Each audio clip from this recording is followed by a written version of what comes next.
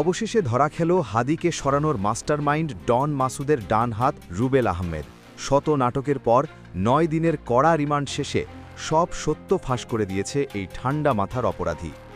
আদালতে দাঁড়িয়ে প্রথমে সাধু সাজার চেষ্টা করলেও পুলিশের জেরার মুখে আর টিকে থাকতে না পেরে গড় গড় করে উগরে দিয়েছে সব গোপন তথ্য। রুবেলের এই স্বীকারোক্তির পর নড়ে চড়ে বসেছে প্রশাসনের বড় কর্তারা। মাসুদের এই ডান হাত শুধু একজন সহযোগী নয়, তার পরিচয় জানলে যে কারো চোখ কপালে উঠবে। কে এই রুবেল, আর তার পেট থেকে বেরিয়ে আসা তথ্যে কোন কোন রাঘব বোয়ালের মুখোশ খসে পড়ল, চলুন সেসব গোপন তথ্যই দেখে নেওয়া যাক আজকের আমাদের এই বিশেষ রিপোর্টে।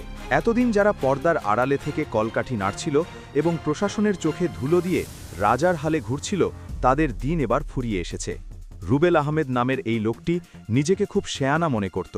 সে ভেবেছিল পুলিশের চোখ ফাঁকি দিয়ে সে আজীবন পার পেয়ে যাবে, কিন্তু সে ভুলে গিয়েছিল যে ওস্তাদের মার শেষ রাতে। গত ২১ জানুয়ারি ২০২৬ তারিখের গভীর রাতের ঘটনা। কেরানীগঞ্জের আটি নয়াবাজার এলাকায় রুবেল তার গোপন ডেরায় বেশ আয়েসেই ছিল। সে স্বপ্নেও ভাবেনি যে সিআইডির তুখোর অফিসাররা তাকে চারপাশ থেকে ঘিরে ফেলেছে। পুলিশ যখন তাকে খপ করে ধরে ফেলে, তখন সে এক অদ্ভুত নাটক শুরু করে দেয়। সে এমন একটা ভাব ধরে যেন সে ভাজা মাছটি উল্টে খেতে জানে না। পুলিশকে সে বারবার বোঝানোর চেষ্টা করে যে আপনারা ভুল মানুষকে ধরেছেন। রুবেল বলে, আমি তো একজন সাধারণ চাকরিজীবী ভাই, আমি আদাবরে থাকি, আমার সাথে কোনো অপরাধের সম্পর্ক নেই। তার এই কান্না ভেজা অভিনয় দেখে যে কেউ ধোঁকা খেয়ে যেত। মনে হচ্ছিল যেন সে দুনিয়ার সবচেয়ে নিরীহ মানুষ। কিন্তু পুলিশ তো আর কাঁচা কাজ করে না, তারা আগে থেকেই সব হাঁড়ির খবর নিয়ে মাঠে নেমেছিল। রুবেলকে যখন আদালতে তোলা হয়, তখনও তার মুখে ছিল সেই একই বুলি। সে বিচারকের সামনে নিজেকে নির্দোষ দাবি করে মায়া কান্না শুরু করে দেয়। কিন্তু তার এই কুমিরের কান্না বেশিক্ষণ টেকেনি। আদালত যখন তাকে রিমান্ডে পাঠানোর আদেশ দেয়, তখন তার চেহারার রং ফ্যাকাশে হয়ে যায়। এরপর শুরু হয় আসল অ্যাকশন। টানা ২ দফায় মোট ৯ দিন তাকে পুলিশের বিশেষ মেহমানদারিতে রাখা হয়। আর এই ৯ দিনের কড়া ধোলাইতে কাজ হয়েছে জাদুর মতো। পুলিশের জেরার মুখে তার সব বাহাদুরি আর গলাবাজির নিমিষেই চুপসে যায়। গত ৩১ জানুয়ারি ২০২৬ রোজ শনিবার সে যখন আবার আদালতে আসে, তখন সে আর আগের সেই রুবেল নেই। রুবেল তখন সোজা তোতা পাখির মতো সব স্বীকার করতে শুরু করে। ১৬৪ ধারায় জবানবন্দিতে সে যা বলেছে তা শুনে আদালতের উপস্থিত সবাই চমকে গেছেন। সে নিজের মুখে স্বীকার করেছে যে হাদিকে পৃথিবী থেকে সরিয়ে দেওয়ার মিশনে সে ছিল অন্যতম প্রধান কারিগর এবং মাসুদের সব অপকর্মের সঙ্গী। এখন প্রশ্ন হল, এই রুবেল আসলে কে এবং তার খুঁটির জোর মূলত কোথায়? আর তদন্ত করতে গিয়ে বেরিয়ে এসেছে এক পিলে চমকানো তথ্য। এই রুবেল কোনো সাধারণ ছিচকে মাস্তান নয়। সে হলো সাবেক ছাত্রলীগ সাধারণ সম্পাদক গোলাম রাব্বানির জিগরি দোস্ত বা অত্যন্ত ঘনিষ্ঠ বন্ধু।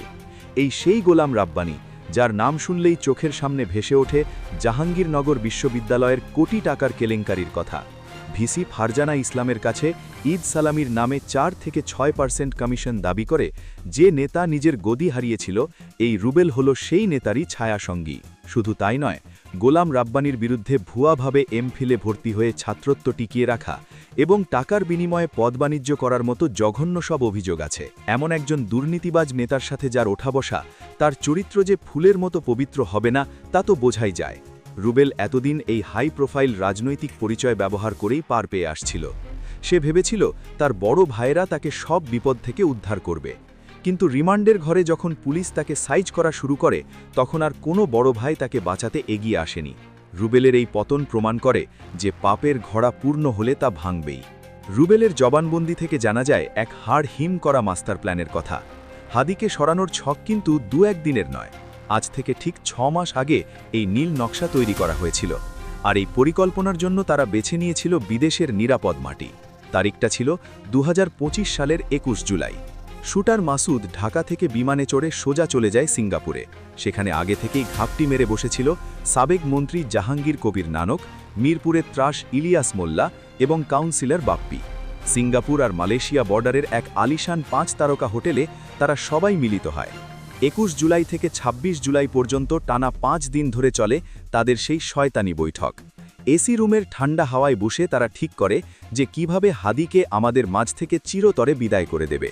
কারণ হাদি তাদের দুর্নীতির সাম্রাজ্যে আঘাত করেছিল এবং তাদের অন্যায়ের প্রতিবাদ করত, তাই তাকে সরিয়ে দেওয়াটাই ছিল তাদের একমাত্র লক্ষ্য।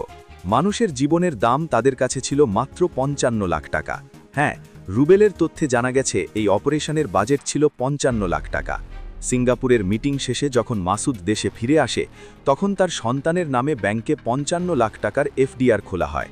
তদন্তে এখন দিনের আলোর মতো পরিষ্কার যে এই টাকাই ছিল হাদিকে সরানোর পুরস্কার। টাকার লোভে অন্ধ হয়ে মাসুদ এবং তার দলবল এই জঘন্য কাজটি করতে একবারও বুক কাঁপায়নি।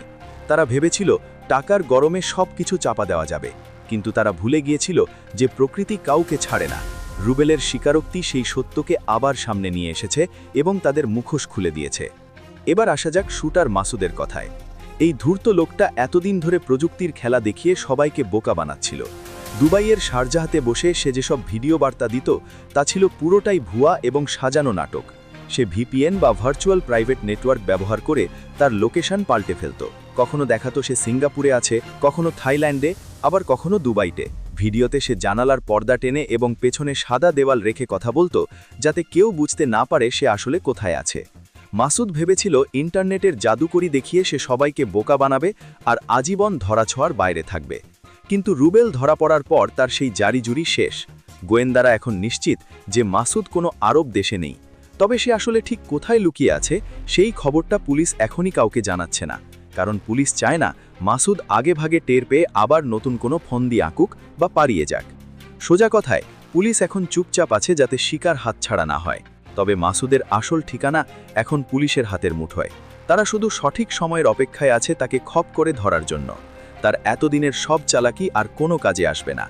রুবেলের এই স্বীকারোক্তি হাদি মামলার তদন্তে এক বিশাল বাজিমাত। এতদিন যারা পর্দার আড়ালে থেকে কলকাঠি নাড়ছিল তাদের নাম এখন সবার মুখে মুখে। রুবেল যেহেতু মাসুদের ডান হাত, তাই তার কাছে মাসুদের প্রতিটি পদক্ষেপের খবর ছিল। ৯ দিনের রিমান্ডে পুলিশ তাকে এমনভাবে সাইজ করেছে যে সে আর কোনো তথ্য পেটে রাখতে পারেনি। এখন মাসুদের সেই ডিজিটাল ভণ্ডামি আর কাজে আসবে না। প্রশাসন যদি এখনই অ্যাকশনে যায় তাহলে মাসুদকে দেশে ফিরিয়ে আনা সময়ের ব্যাপার মাত্র। জনগণ এখন দেখতে চায় এই ঠান্ডা মাথার শয়তানদের পরিণতি কি হয়। দেশের মানুষ এখন তাকিয়ে আছে এই নাটকের শেষ দেখার জন্য। যারা টাকার গরমে আর ক্ষমতার দাপটে মানুষের জীবন নিয়ে খেলেছে তাদের উচিত শিক্ষা হওয়া দরকার। রুবেল ধরা পড়ার পর বাকিরা হয়তো এখন ভয়ে কাঁপছে। তারা ভাবছে এই বুঝি পুলিশ এলো। মাসুদের মতো ঠান্ডা মাথার শয়তানরা ভেবেছিল তারা সব সময় ধরা ছোঁয়ার বাইরে থাকবে, কিন্তু রুবেলের এই স্বীকারোক্তি তাদের সেই স্বপ্নে জল ঢেলে দিয়েছে। এখন আর পালানোর কোনো পথ নেই।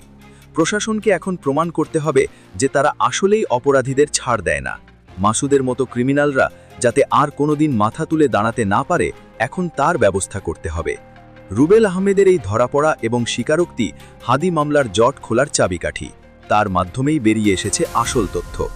গোলাম রাব্বানির মতো হাই প্রোফাইল নেতার বন্ধু হয়েও রুবেলের শেষ রক্ষা হয়নি। এতেই বোঝা যায় পাপের বোঝা কত ভারী হয়েছে। মাসুদর মাথার উপর যারা ছাতা ধরেছিল সেই রাঘব বোয়ালদের ঘুমও এখন হারাম। রুবেলের জবানবন্দি তাদের দিকেও আঙুল তুলেছে। ঠান্ডা মাথার এই শয়তানরা ভেবেছিল টাকার জোরে তারা সবকিছু কিনে নেবে, কিন্তু রিমান্ডের ছোট্ট ঘরে তাদের সেই দম্ভ মাটির সাথে মিশে গেছে। এখন দেখার বিষয় প্রশাসন কত দ্রুত বাকি আসামিদের আইনের আওতায় আনতে পারে, কারণ এই বিচারহীনতার সংস্কৃতি থেকে বেরিয়ে আসাটা এখন জরুরি হয়ে পড়েছে। মাসুদের মতো অপরাধীরা যাতে আর কোনোদিন মাথা তুলে দাঁড়াতে না পারে সেজন্য তাদের দৃষ্টান্তমূলক শাস্তি নিশ্চিত করতে হবে। রুবেল আহমেদের এই ধরা পড়া এবং স্বীকারোক্তি হাদি মামলার জট খোলার চাবিকাঠি। তার মাধ্যমেই বেরিয়ে এসেছে আসল তথ্য। গোলাম রাব্বানির মতো হাই প্রোফাইল নেতার বন্ধু হয়েও রুবেলের শেষ রক্ষা হয়নি। এতেই বোঝা যায় পাপের বোঝা কত ভারী হয়েছে। মাসুদের মাথার উপর যারা ছাতা ধরেছিল সেই রাঘব বোয়ালদের ঘুমও এখন হারাম। রুবেলের জবানবন্দি তাদের দিকেও আঙুল তুলেছে। ঠাঙ্গা মাথার এই শয়তানরা ভেবেছিল টাকার জোরে তারা সবকিছু কিনে নেবে, কিন্তু রিমান্ডের ছোট্ট ঘরে তাদের সেই দম্ভ মাটির সাথে মিশে গেছে।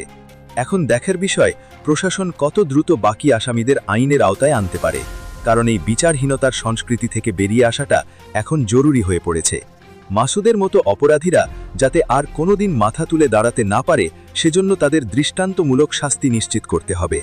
রুবেল আহমেদের এই ধরা পড়া এবং স্বীকারোক্তি হাদি মামলার জট খোলার চাবিকাঠি।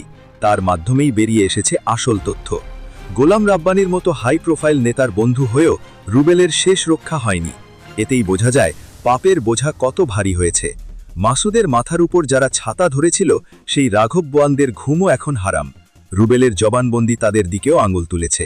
ঠান্ডা মাথার এই শয়তানরা ভেবেছিল টাকার জোরে তারা সবকিছু কিনে নেবে, কিন্তু রিমান্ডের ছোট্ট ভরে তাদের সেই দম্ভ মাটির সাথে মিশে গেছে। এখন দেখার বিষয় প্রশাসন কত দ্রুত বাকি আসামিদের আইনের আওতায় আনতে পারে, কারণ এই বিচারহীনতার সংস্কৃতি থেকে বেরিয়ে আসাটা এখন জরুরি হয়ে পড়েছে। মাসুদের মতো অপরাধীরা যাতে আর কোনোদিন মাথা তুলে দাঁড়াতে না পারে, সেজন্য তাদের দৃষ্টান্তমূলক শাস্তি নিশ্চিত করতে হবে। রুবেল আহমেদের এই ধরা পড়া এবং স্বীকারোক্তি হাদি মামলার জট খোলার চাবিকাঠি। তার মাধ্যমেই বেরিয়ে এসেছে আসল তথ্য। গোলাম রাব্বানির মতো হাই প্রোফাইল নেতার বন্ধু হয়েও রুবেলের শেষ রক্ষা হয়নি। এতেই বোঝা যায় পাপের বোঝা কত ভারী হয়েছে। মাসুদের মাথার উপর যারা ছাতা ধরেছিল, সেই রাঘব বোয়ালদের ঘুমও এখন হারাম। রুবেলের জবানবন্দি তাদের দিকেও আঙুল তুলেছে। ঠান্ডা মাথার এই শয়তানরা ভেবেছিল টাকার জোরে তারা সবকিছু কিনে নেবে, কিন্তু রিমান্ডের ছোট্ট ঘরে তাদের সেই দম